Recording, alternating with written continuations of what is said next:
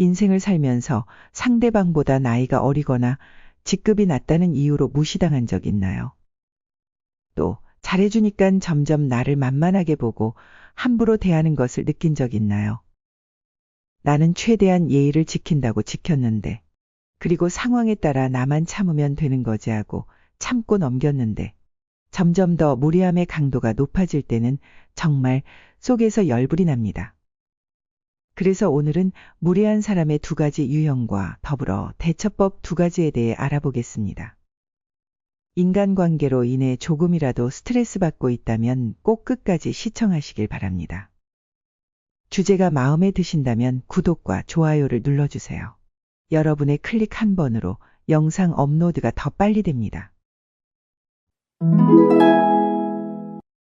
무례한 사람들은 크게 두 가지로 나눌 수 있습니다. 첫 번째는 무례함과 솔직함을 구분하지 못하는 사람들입니다. 이들은 대체로 눈치와 센스가 부족하여 상황에 따른 적절한 행동을 하지 못합니다. 그리고 자기 말이 상대방에게 어떤 상처를 줄지 전혀 고려하지 않습니다. 그나마 이런 사람들은 상황을 잘 설명해주면 개선의 여지가 있기 때문에 상대적으로 다루기 쉽습니다. 그러나 이들의 무례함은 예상치 못하게 나타나기 때문에 항상 주의해야 합니다. 이런 사람들에게 웃음으로 대응하면 그들은 자기 말이나 농담이 통한다고 생각하게 되어 무례한 정도가 점점 더 심해질 수 있습니다. 두 번째 유형은 자신의 무례함을 무기로 삼는 사람들입니다. 이들의 무례함은 판단하기 어려운 조금 애매한 말로 시작됩니다. 그리고 꽤 기분 나쁠 상황에서도 비굴하게 웃는 우리를 보며 자신이 더 무시하고 막대해도 되는 사람인지 파악합니다. 이런 사람들은 대체로 계급이나 지위가 높은 경우가 많으며 무례한 사람 중에서도 특히 악질적인 행동을 보입니다. 그들에게 사람은 단지 이용할 수 있는 도구일 뿐입니다. 그들은 자신의 이익만을 추구하고 사람의 가치를 자신에게 도움이 되느냐 안 되느냐로만 판단합니다. 그래서 그들은 무례하게 행동할 수 있는 거고 자기 마음대로 행동할 수 있는 것입니다. 이런 사람들을 보통 진상이라고도 부릅니다. 그들에게는 양보나 배려라는 것이 존재하지 않죠. 아주 작은 손실도 참지 못하고 소리를 지르며 가끔은 떼를 쓰는 어린아이처럼 행동합니다. 또 그들은 자기중심적으로 살아가며 타인을 이해하거나 사랑하는 법을 모릅니다. 그리고 자신이 싫어하거나 낮잡아 보이는 사람을 괴롭히는 데에는 뛰어난 재능을 보입니다. 그래서 진짜 문제는 이런 사람들이 영향력을 가지게 되면 발생하게 됩니다. 두 유형 모두 내면에는 열등감과 낮은 자존감을 가지고 있습니다. 그래서 남을 깎아내려야만 자신이 우위로 올라갈 수 있다고 생각합니다. 또한 주변 사람의 입장에 대해 배려하지 않습니다. 즉 공감 능력이 현저히 떨어집니다. 공감 능력은 지능과 직결되어 있습니다. 그러므로 그들의 지능 수준 또한 낮다는 것을 의미합니다. 이처럼 상대방에 대한 매너가 부족한 것도 있지만 그들의 성향 자체가 부정적일 가능성이 큽니다. 그들의 마음속은 복잡하게 얽혀 있어 세상을 긍정적인 시각보다는 부정적인 시각으로 바라보는 경향이 있습니다. 그런 사람들은 모든 일에 대해서도 마찬가지입니다. 같은 상황을 경험하더라도 어떤 사람은 작은 행복을 쉽게 찾아낼 수 있지만 무례한 사람들은 그런 감정을 느끼지 못하는 경우가 많습니다. 부정적인 시각을 가진 사람의 삶은 즐겁지 않을 것입니다. 그들의 삶은 풍요롭지 못할 것입니다. 결국 그들은 스스로를 괴롭히는 것입니다. 이는 얼마나 불쌍한 일인가요? 그들은 단지 당신에게 자신들의 열등감을 보여주는 사람일 뿐입니다.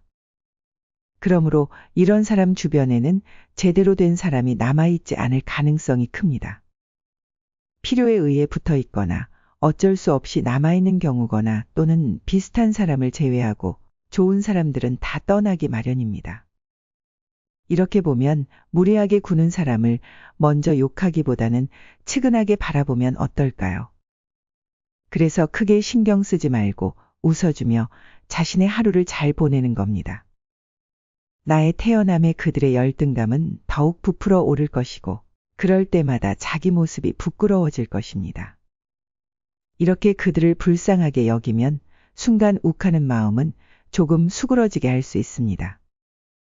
그럼 감정적으로 실수할 수 있는 상황은 모면할 수 있을 것입니다. 하지만 이것은 완벽한 해결책은 아닙니다. 단지 정신 승리에 불과하죠. 그럼 어떻게 해야 무례한 사람을 제대로 대처할 수 있을까요? 그래서 지금부터 무례한 사람을 대처하는 2가지 방법에 관해 이야기해 보도록 하겠습니다.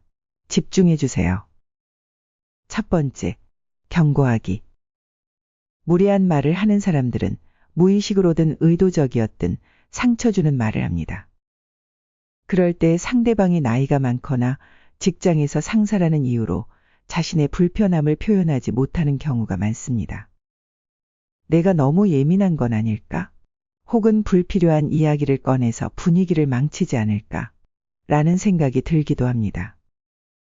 그러나 이런 식으로 자신의 불편함을 표현하지 않으면 상대방은 절대로 내 기분을 알지 못하고 자신이 나를 무례하게 대했다는 사실조차 인지하지 못합니다.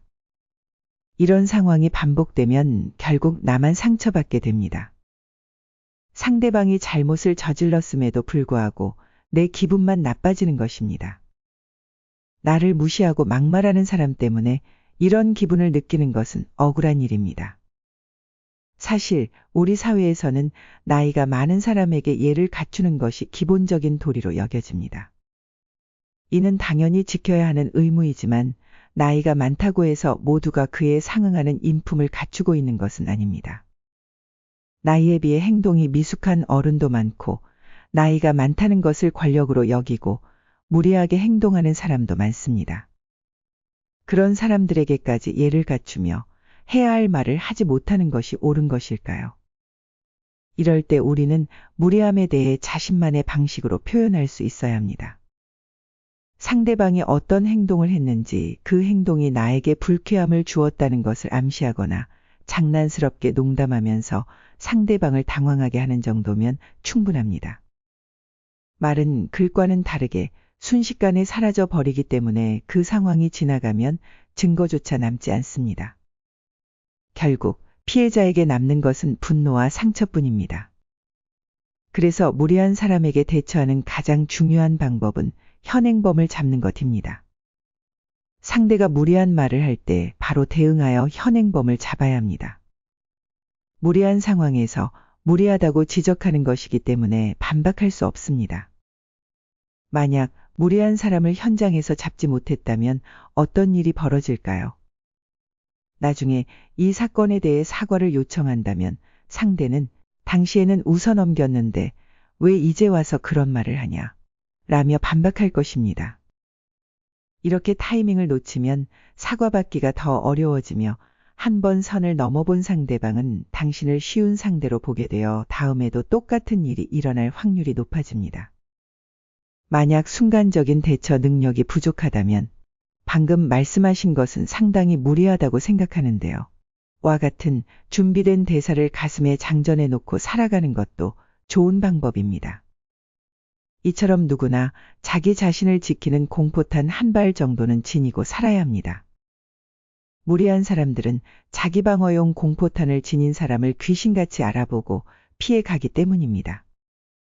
인간은 자신이 발뻗을 수 있는 곳을 본능적으로 압니다. 그러니 상황을 피하기만 하는 것은 이런 지속적인 괴롭힘에는 통하지 않습니다.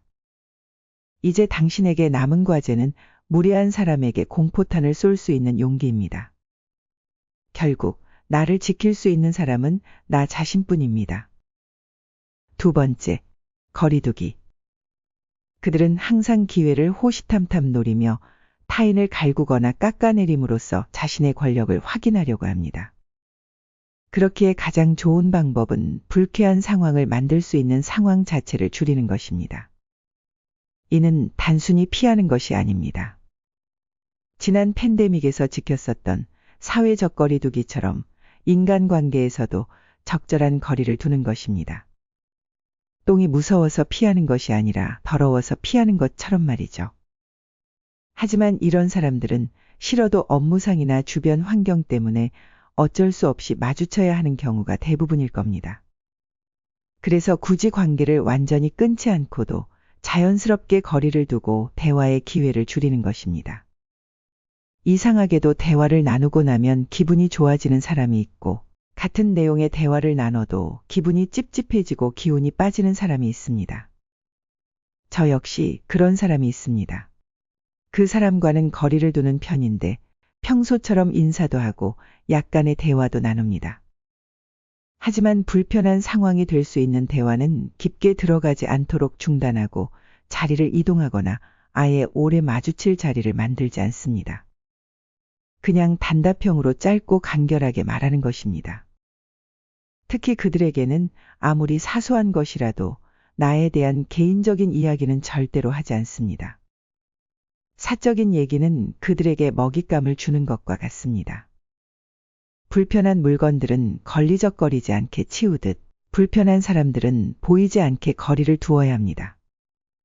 처음에는 어려울 수 있지만 이 방법들을 실행하다 보면 점차 건강한 관계를 유지하는 나 자신을 발견하게 될 것입니다.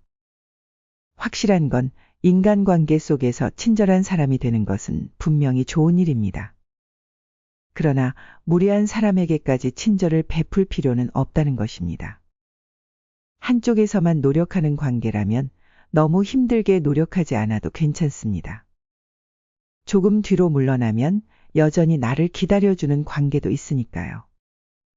나는 너무 친절한 사람이라 상처를 받는 거야 라고 생각하지 않았으면 좋겠습니다. 많은 사람에게 친절을 베푸는 우리는 마음이 따뜻한 사람들이기 때문입니다. 다양한 관계를 맺으며 배운 것 중 오래도록 마음에 새기고 있는 한 가지가 있습니다. 내가 베푼 친절이 상대방으로부터 무례함으로 돌아온다면 그 관계를 다시 한번 재평가해 봐야 한다는 것. 때로는 포기해야 할 관계도 있다는 것입니다. 나를 소중히 생각해 주는 사람들은 내가 베푼 친절을 곱절로 보답해 줍니다.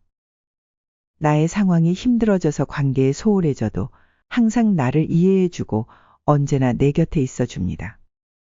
저는 이렇게 사람들을 통해 삶을 배우고 소중한 사람들과 함께 살아가고 있습니다. 그래서 오늘도 친절한 마음을 가지고 친절한 사람으로 살아가려 합니다. 그러니 세상에 친절한 마음을 가진 사람들이 상처받지 않고 그 따뜻한 마음을 계속 유지하며 살아갈 수 있기를 바랍니다. 구독과 좋아요는 사랑입니다. 끝까지 시청해 주셔서 감사합니다.